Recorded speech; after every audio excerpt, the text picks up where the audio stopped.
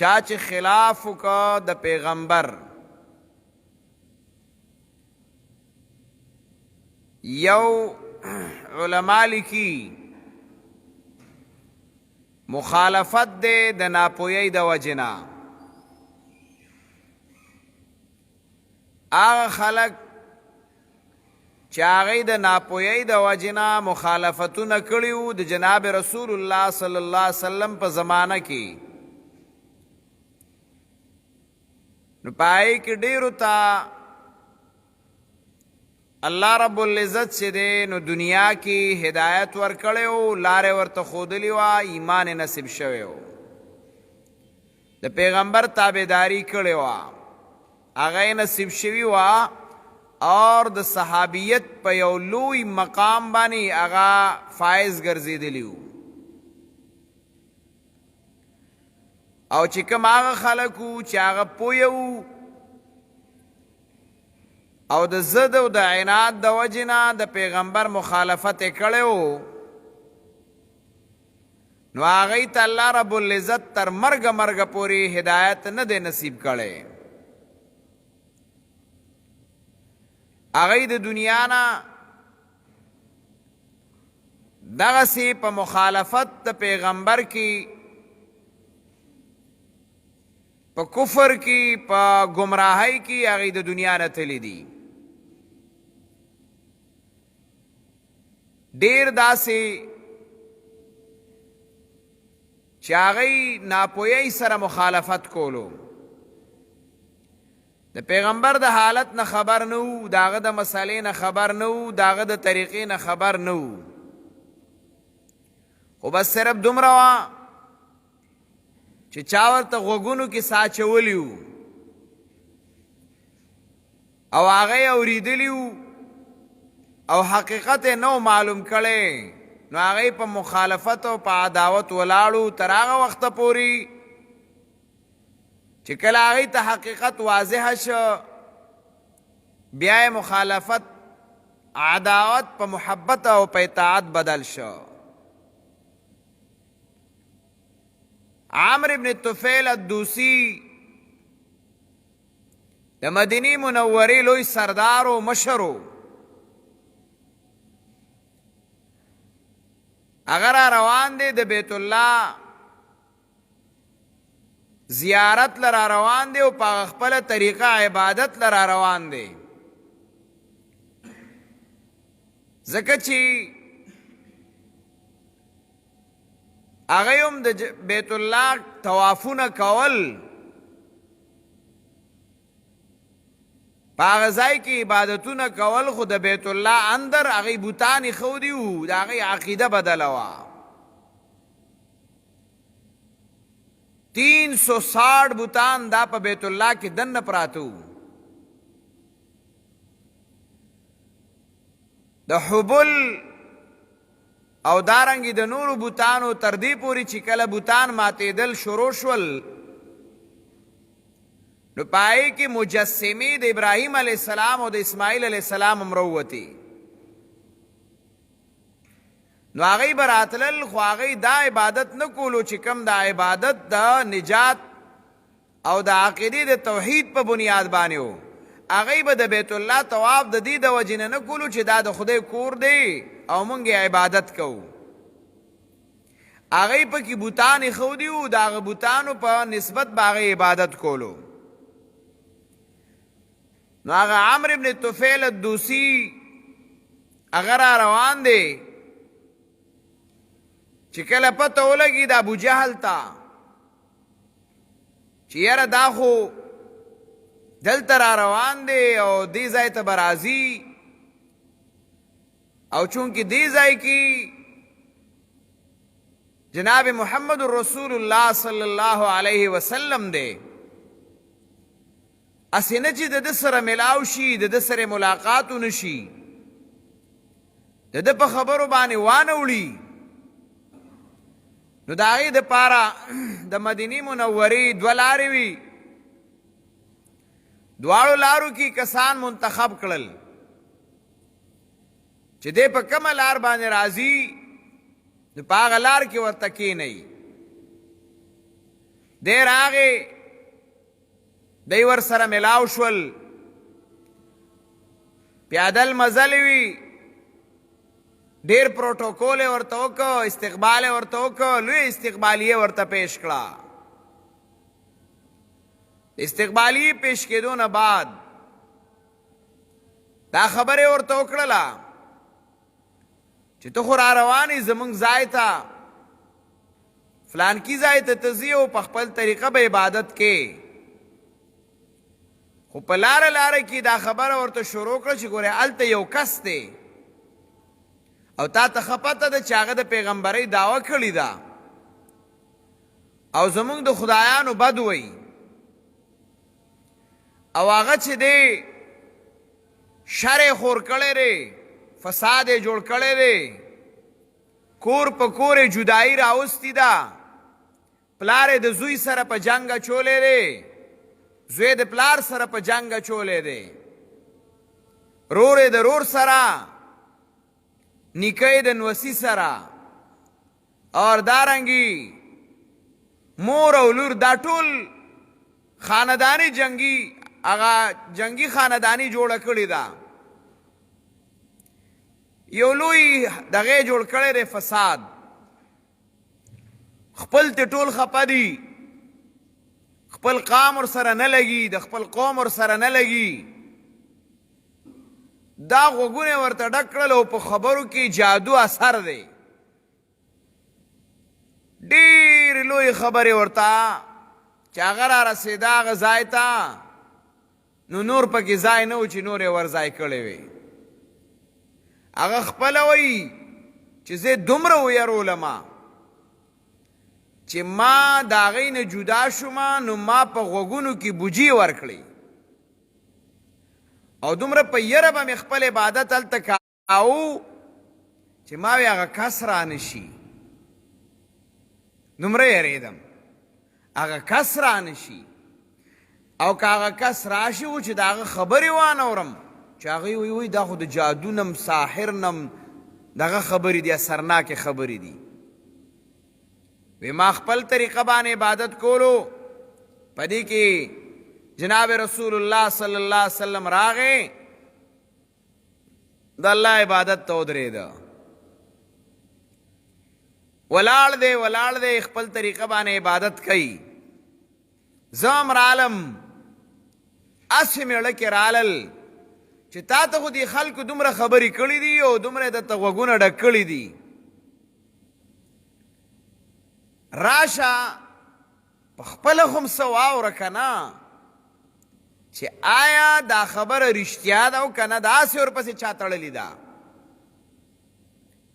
یا د دوی خپل منځ کې عداوت او دشمني ده او هغه په ما باندې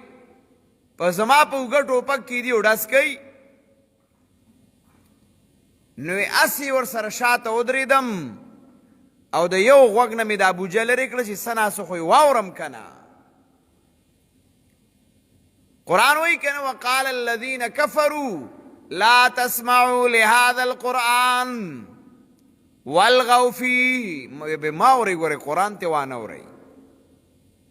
قرآن ته وانه اورئ ګورئ ما ډېر په دغه باندې هغه د غوږ نه بوجه لرې کړه او غوږ مې ورته کېغوسته الله اکبر چې د قرآن غونته کتابي او زبان د پیغمبري ابا څومره ډک د اثري معصوم جبا معصوم ذات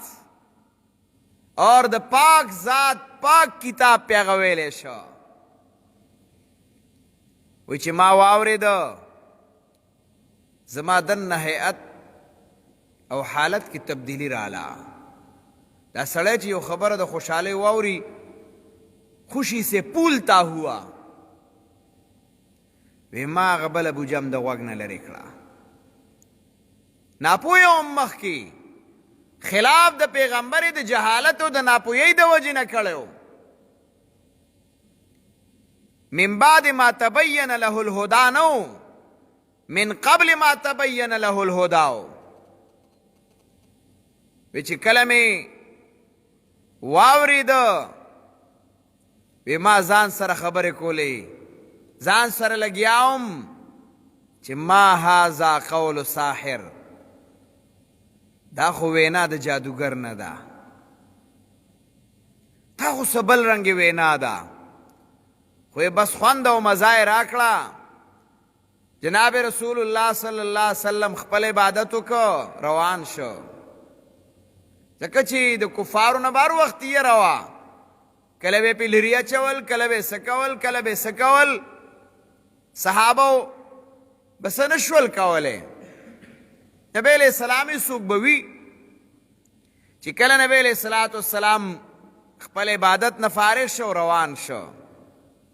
دی وایي زه م ورپسې روانم. خو چې کله نبی علیہ السلام کور ته ننوته، نبی علیہ السلام کور داسې څه لږ فاصله کې دی، داسې د مسجد حرام نه. نو ما ورته آواز وکړ،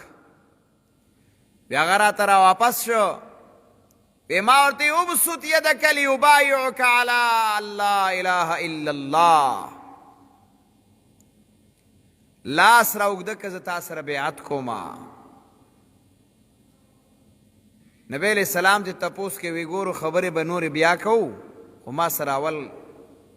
بیا ټوله واقعه چې دا کومه ویلي دا نبی علیہ السلام ته ورولیده. نو مقصد د خبرې دا چې هغه مسلمان شو، هغه ته حقیقت واضح شو. حقیقت چھپ نہیں سکتی بناوٹ کے اصولوں سے، حقیقت چھپ نہیں سکتی بناوٹ کے اصولوں سے، خوشبو آ نہیں سکتی کاغذ کے پھولوں سے. حقیقت نہ پټیږي. الله چې چاته سرګند کی هغه بیا په هغې باندې پوهیږي. نو هغه ایمان راوړه، ولې چې هغه ته حقیقت نه و سرګند. چې هغه چاته د الله غصه ده او قهر دی، غضب دی، او هغه د هدایت نه محرومه دی، چې هغه من بعد ما تبین له الهدی. قرآن فرمائی وَمَن يُشَاقِقِ الرَّسُولَ مِن بَعْدِ مَا تَبَيَّنَ لَهُ الْهُدَى، چا چې خلاف وکړه د پیغمبر، مخالفت د طریقې د پیغمبر، مخالفت د هغه سنت د پیغمبر یې وکړه، من بعد ما تبین له الهدى، پس د هغې نه چې دی ته واضحه شوه له الهدى، اغه لار او طریقه د قرآن، لار او طریقه د پیغمبر، لار او طریقه د اسلام،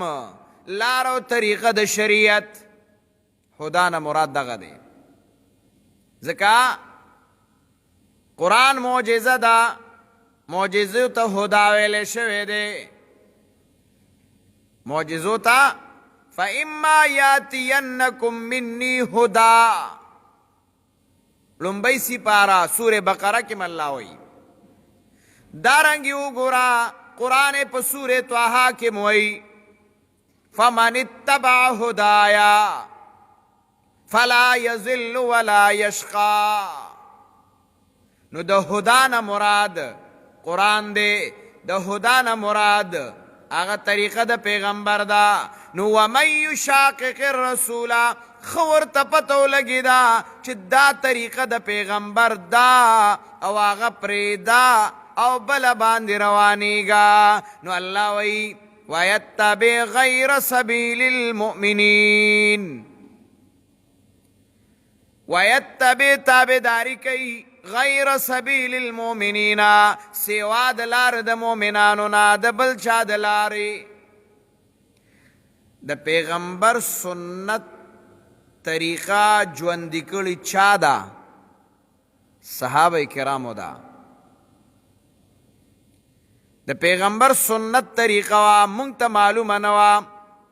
مثال حضرت ابو هریره لیدلی دی نبی علیہ السلام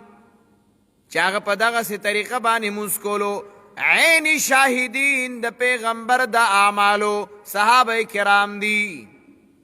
عین شاهدین دي. حضرت انس رضی اللہ تعالی عنہ لیدلی دی چې دغه د پیغمبر دغسې وکړل نو هغه طریقه خو چا روانه کړه. دارنګې عبدالله ابن عباس رضی الله تعالی عنہ لیدلی دی، عبدالله ابن عمر لیدلی دی، عبدالله ابن مسعود لیدلی دی، حضرت علی لیدلی، حضرت عمر لیدلی، حضرت ابوبکر صدیق رضوان الله تعالی علیهم اجمعین. دی صحابه او جناب رسول الله لیدلی دی، د هغې طریقې لیدلی دي. نو ځکه وایي ویتبع غیر سبیل المؤمنین، چا چې د پیغمبر طریقه لیدلی ده، چا چې د پیغمبر طریقه خپله کړې ده، چا چې د پیغمبر په طریقه تلل کړي دي، دی د هغې نوم په بل طرف باندې روان دی. سره د دې نه چې ورته معلومه شوه نو قرآن وایي نوله ما تولا، خوښه ستا ده اوس، نوله ما تولا، وابړو مونږه د لره هغې طرف ته چې دی په کم طرف روان دی. چې که په ناپوهۍ وې الله به ورته د پوهې لاره سمه کړې وې، خو چې کله پوهه راله او د پوهې نه بعد ښه ورته پته ده چې زما دا طریقه غلطه ده، زما طریقې کار دا د سنتو نه خلاف دی، نه د جناب رسول الله نه ثابت، نه د صحابه کرامو نه ثابت، نه د قرآن او د سنت نه ثابت، نه د اسلام او د شریعت نه ثابت، بیا یم کوم. نو سوچ په دغې وخت کې وکړه، ځکه چې د هر یوې خبرې دپاره به ثبوت په څلورو اشیاو کې ګوري.